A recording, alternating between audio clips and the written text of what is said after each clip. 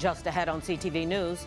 Senator Angela Alsobrooks is back in the county to speak with a group of local farmers. I'm Bryce Parker. We'll give you all those details coming up on CTV News. Plus, PGCTV superintendent facing backlash after a recent teachers union vote. And President Trump and Elon Musk go from friends to foes. Those stories and more on CTV News starting now.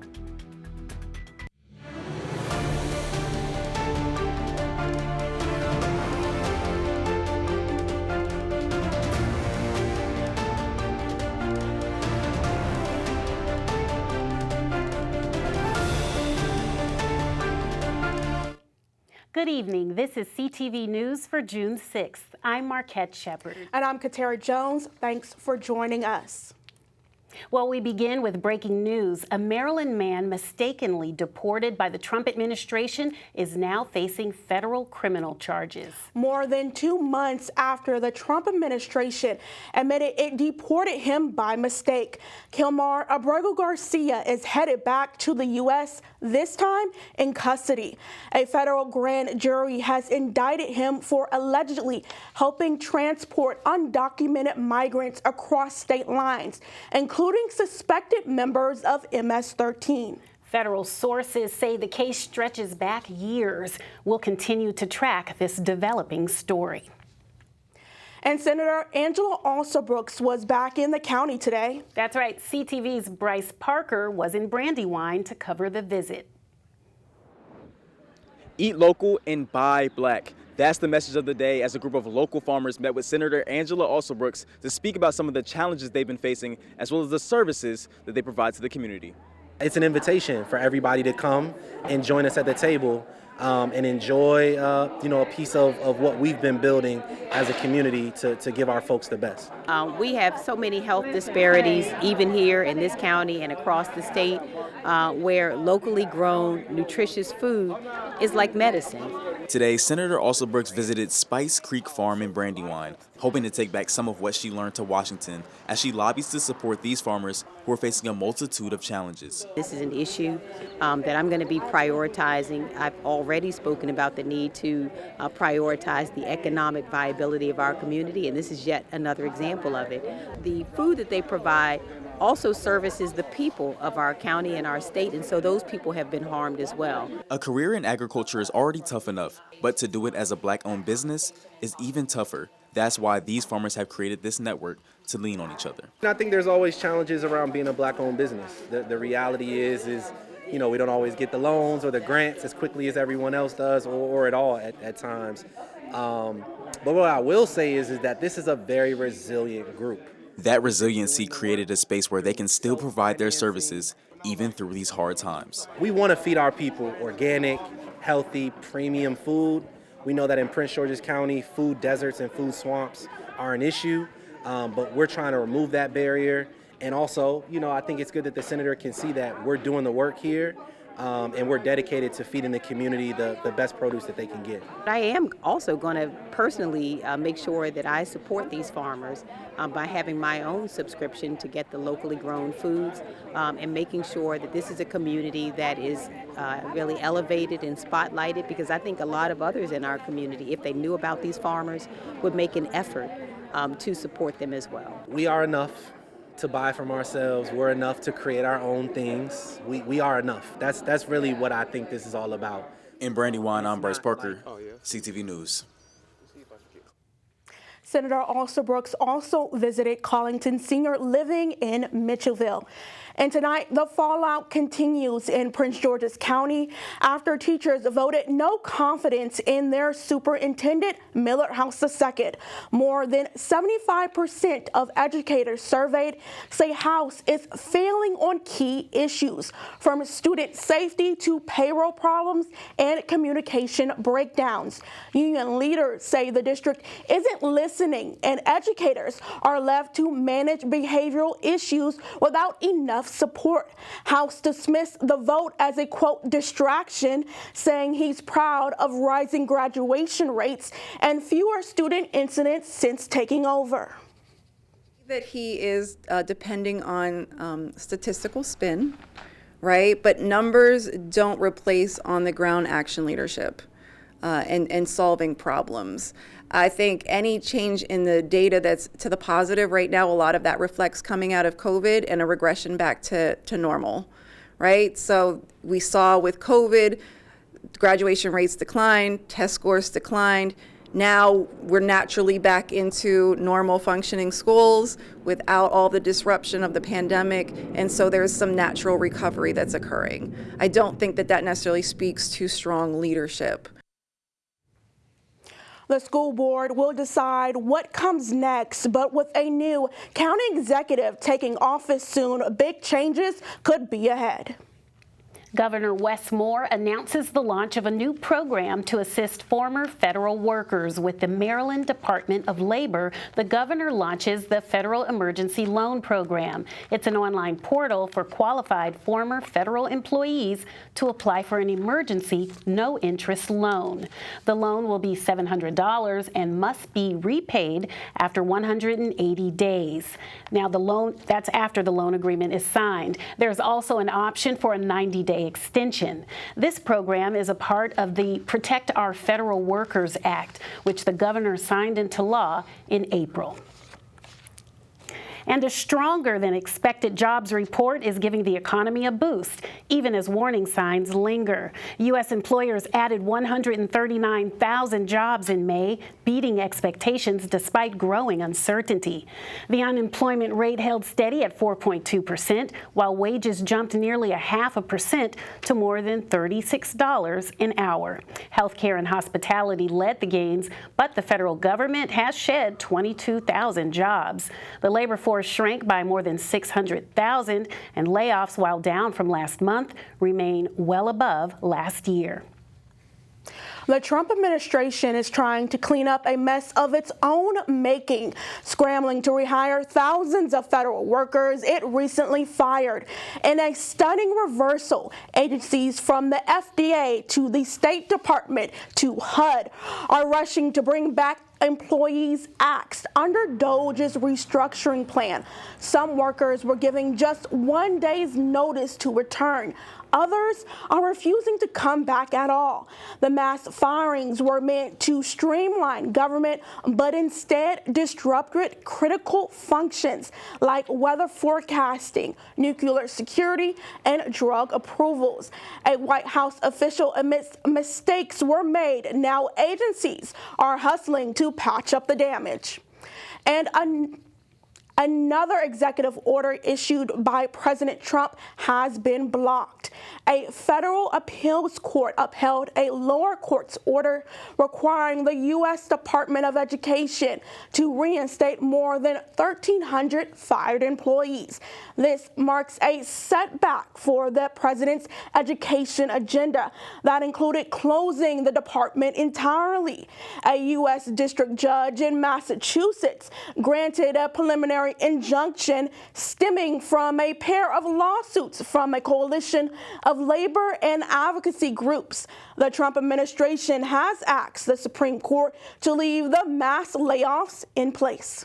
And a blockbuster breakup in Washington. President Trump and Elon Musk have gone from political power duo to public enemies. What started as a policy disagreement has erupted into a public brawl between the president and the Tesla maker turned White House advisor on government efficiency. Trump slammed Musk for opposing his Big Beautiful bill and threatened to cut ties with all of the former Doge advisors' companies. Musk fired back, implying Trump's name could be in Epstein files and claiming credit for his 2024 win. Musk also promoted posts calling for his impeachment and hinted at forming a third party.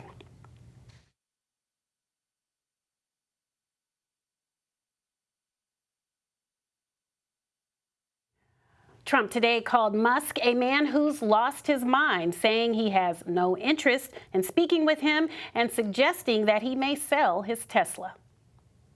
Meantime, a county school is continuing its efforts to emphasize safety around schools. Mount Rainier Elementary School is located in the heart of the city of Mount Rainier.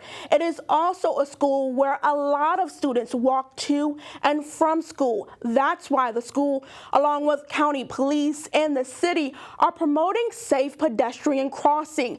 Education leaders say school pedestrian safety and climate change action are interconnected. What we're doing in all of our school communities is emphasizing that this is part of climate action.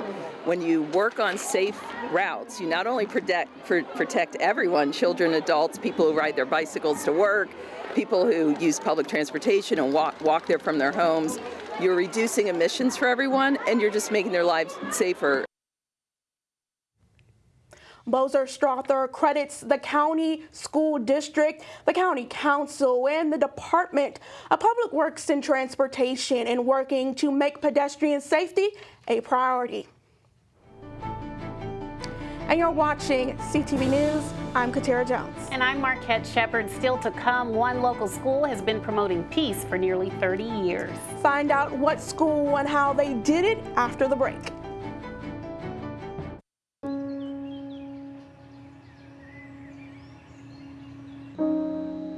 This high school gym used to be packed most nights. Not anymore. Do you know why?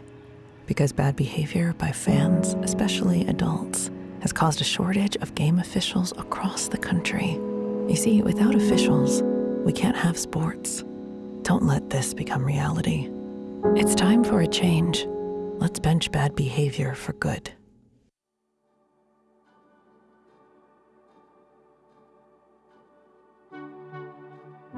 I just knew that I wasn't the high-performing person I used to be. Pieces of my past are being erased. I was lucky. We caught this at the very earliest stages. I hope that my story can give other people hope. There is life to be lived. Increasingly, there will be treatments. We need to invest even more in research and finding treatments and cures.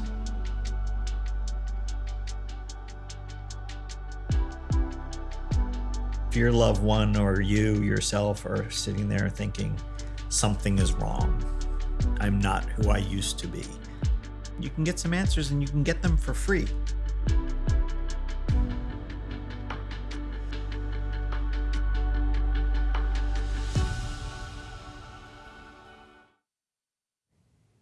Welcome back. Students, teachers, staff, and leaders at a local elementary school took to the streets for a time-honored tradition. I was at Mount Rainier Elementary School this morning, where peace was on the minds of its school community.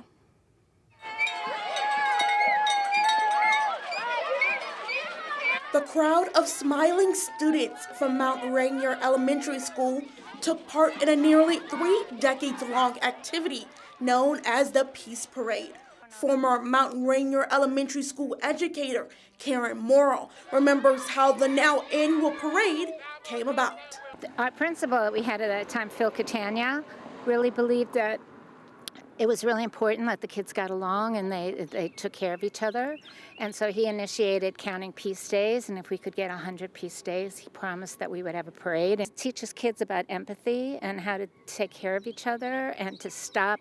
I mean, I would see kids stop fights in the playground, because they didn't want to lose a peace day, so it just made them more cautious and more conscious of what they were doing every day. Through the school year, the youngsters learn what is known as the Mount Rainier Promise. The students pledge to show respect to all people, act responsibly, and of course, be peaceful. Joining the students in today's parade was Superintendent Millard House. Nearly 30 years of this tradition of having a peace walk, which is all about equity, peace, and teaching our kids and community, not only in Mount Rainier, but also beyond, what it is to treat people equally. As the school continues to promote peace having support from the Mount Rainier community is essential. But for the community as well, they want to come out, they want to cheer on the students because they've done such hard efforts. So we continue building together what the school and the community could look like, and this is a perfect example on it. The University of Maryland Global Campus has been given the green light to reintegrate 2 businesses. After a vote from the Regents Finance Committee on Wednesday, they extended a contract to bring UMGC Ventures and Accelerad back in-house. The move comes after an August 2024 audit said the businesses cost too much money. Both entities have helped create 174 jobs, provided $1.5 million in scholarships, and established 3 programs. The contract will start July 1st and run through December 31st of 2026. A looming IRS crisis could slow next year's tax season to a crawl unless Congress steps in. The IRS says it needs to hire more than 11,000 call center workers just to keep phone support from collapsing. At stake next year's tax season. Without funding, only 16% of taxpayer calls may get answered, and plunging to 11% for the 2026 tax filing period. Congress is pushing major tax code changes while the Trump administration wants to slash the IRS budget by 37%, including 60% cut to tech staffing. Former IRS chiefs say the cuts risk a meltdown in customer service just as demand is expected to spike. Flights at Reagan National Airport will come to a halt as the Army celebrates its anniversary. You might want to check your tickets if your flight plans involve DCA on June 14th. Flights to and from National Airport will be suspended for an hour and a half to accommodate military aircraft flyovers, followed by a fireworks display during a planned military parade through D.C. celebrating the U.S. Army's 250th anniversary. The Metropolitan Washington Airport Authority advises travelers with flights on the evening of June 14th to check the status of their trip with their airline. We all know the benefits of eating well and exercising, but it may also give you an upper hand in the fight against cancer. And a recent study from the Canadian Cancer Society found that those who prescribed a 3-year exercise program after treatment of colorectal cancer had a 28% lower risk of the disease returning, plus a 37% lower risk of death. Studies on other forms of cancer, such as melanoma, are also showing the importance of diet and exercise during treatment. An annual Salvadorian festival in Montgomery County has been canceled over immigration policies put on by the Trump administration. Organizers for the Salvadorianismo festival say they don't want to put those in the audience in danger of possible raids from U.S. immigration and customs enforcement officers.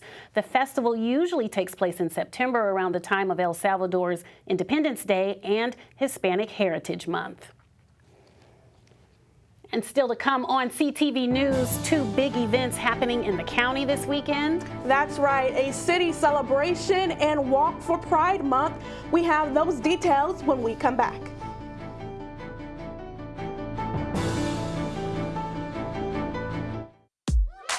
Teachers are dynamic leaders, shaping a new generation. Innovating how they teach to prepare students for our fast-changing world.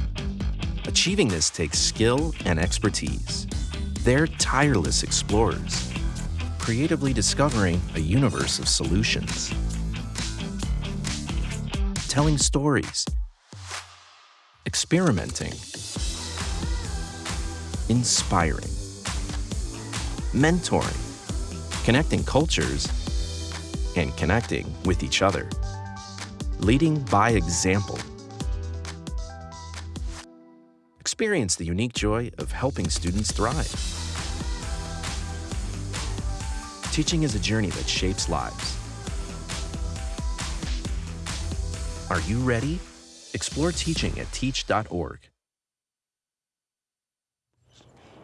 This Saturday is District Heights Day. The event will feature a live parade, a community festival, and a special performance by the Washington Commanders Marching Band and the Command Force Dance Team. CTV News spoke to District Heights Mayor Cynthia Miller on what the day means for the city and this year's theme of This is Home. This is home, District Heights, and so we embrace all of our residents in the community. So we want them to be a part of this big celebration. Well, this year we are very excited because we have the Washington Commanders Marching Band and the Commanders Dance Force that will be participating in our parade. And also this year we had sponsorship opportunities. And so it's exciting to see the community and businesses come together to help us celebrate District Heights Day. Again, District Heights Day is this Saturday. The parade starts at 10 a.m. and the festival starts at 11 at the municipal campus. For more information, visit districtheights.org. This Saturday, in honor of Pride, the Prince George's County Police Department is hosting its third annual Pride Walk in celebration and support of the LGBTQIA+ community. The event will feature speeches from local LGBTQIA+ leaders, and a variety of vendors will be on site. CTV News spoke with Corporal Danielle Ross, who says she's proud of the community and the department's commitment to diversity and fostering positive relationships. It definitely brings great joy that the department does include us as far as the LGBT community, very inclusive department.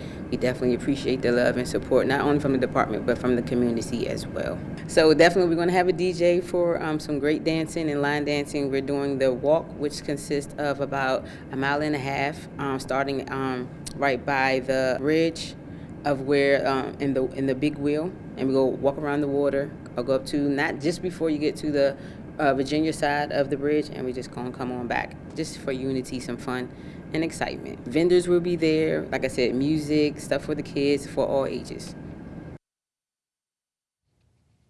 The Pride Walk begins at 11 a.m. at the Big Wheel. For more information, visit their social media channels at PGPD News.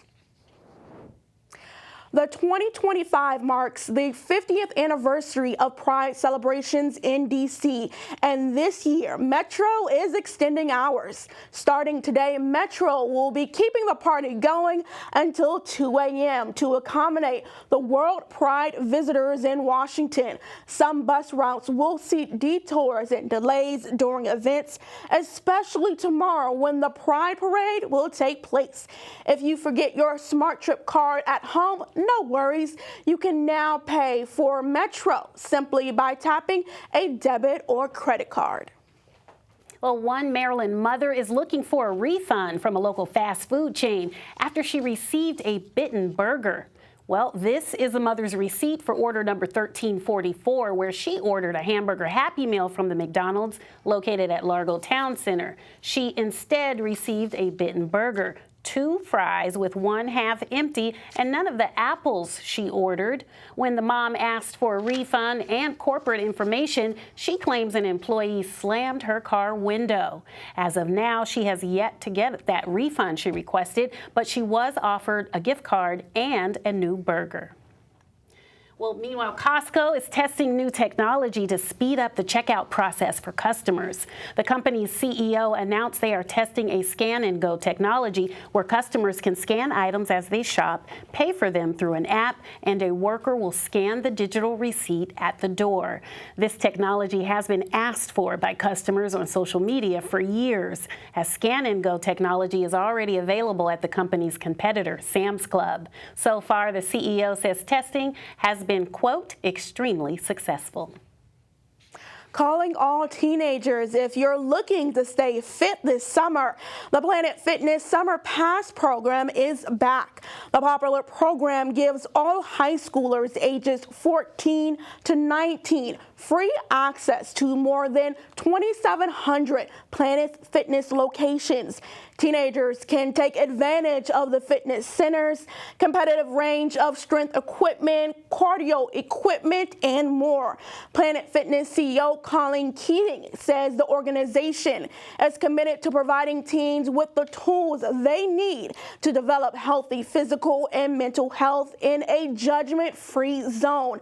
Teens can visit planetfitness.com/summerpass to register.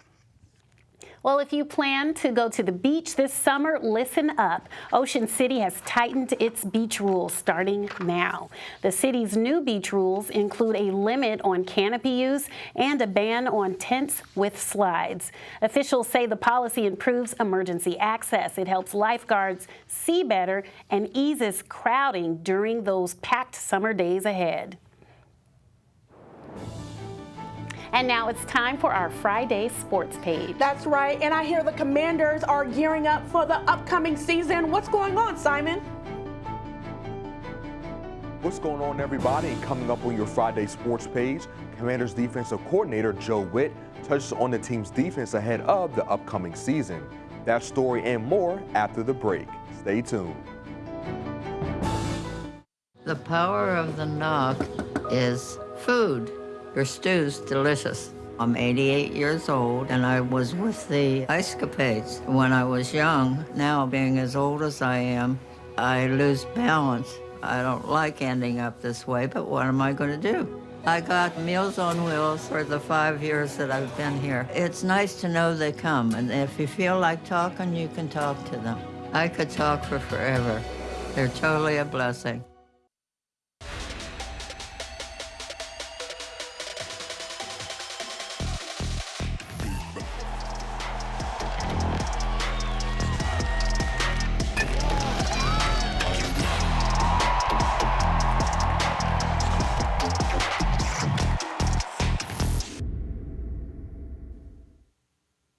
All right, everybody, it's time for your Friday sports page. Now, the Burgundy and Gold's last day of OTAs was held today. This period serves as a vital step to making sure the team is firing on all cylinders come week 1 of the NFL season. And a side of the ball that's looking to be better in 2025 is the defense. The team made strides on that side of the ball last season, being ranked as a top 15 unit. But they will have to take that next step to be even better to ensure the team keeps up with the other big dogs in the NFC. And defensive coordinator Joe Witt touched on what his areas of focus are to make this defense an elite one. When we get into the offseason, we look at it in 3 different things. Okay, all right, was it schematics? Was it the player, or or sometimes we just get beat? So and then we went from a change, adjust, emphasis. Did we need to change some things? Are we adjusting? Are we going to emphasize some areas? And so the turnovers we're going to emphasize because we just have to catch the ball. Some of the things we're doing with the front for the run game, we have changed, and some we have adjusted. And then winning time moments in 2 minutes, we're going to competition every day to get those things better. Meanwhile, the Baltimore Orioles have been stringing together some nice wins recently. After yesterday's 4-3 dub over the Seattle Mariners, the team has now won 6 straight games, as well as 8 of their last 10. Shortstop Gunnar Henderson spoke after the Birds' win about the team's hot streak.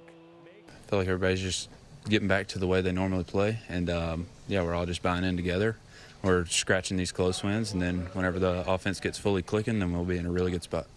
Henderson and the rest of the team will be in the Bay Area tonight, taking on the Oakland Athletics at 10:05. In more MLB news, the Washington Nationals fell to the Chicago Cubs last night, 7-1. The Nats are now 29-33 and will take the diamond next against the Texas Rangers tonight at 6:45. And finally, the Washington Mystics suffered their 3rd loss in a row yesterday after getting beaten by the New York Liberty 86-78. Their next opponent will be the Connecticut Sun on Sunday. And that wraps up your Friday sports page. Simon Bucks, CTV Sports. Thanks, Simon. Now let's get a look at our 3-day weather forecast tonight. Get those umbrellas out. We have some scattered thunderstorms headed our way with a low of 67. And for the weekend, the rain continues tomorrow. A 60% chance of showers with a high of 83. Sunday, a 70% chance of showers with a high of 77. Monday, partly sunny skies with a high of 83. And we just want to remind you to get ready to dance, sing, and celebrate some classic soul. Because a Motown explosion is coming this weekend, and it's going to be a show to remember. Now, Marquette, please tell me, who is your favorite Motown artist? Well, I can give you a hint. Zendaya paid homage to her in her Met Gala outfit this year. Okay. I don't remember. You don't remember? No. Diana Ross. Yes, and she was actually at the show. Oh, she was? Okay, yeah, at the fashion show. Oh, she shut down the red carpet. Yes. So Diana Ross, there will never be another. Of course. All right, well, a Motown explosion features live entertainment and special performances and some of that timeless Motown magic. Hope you make it there.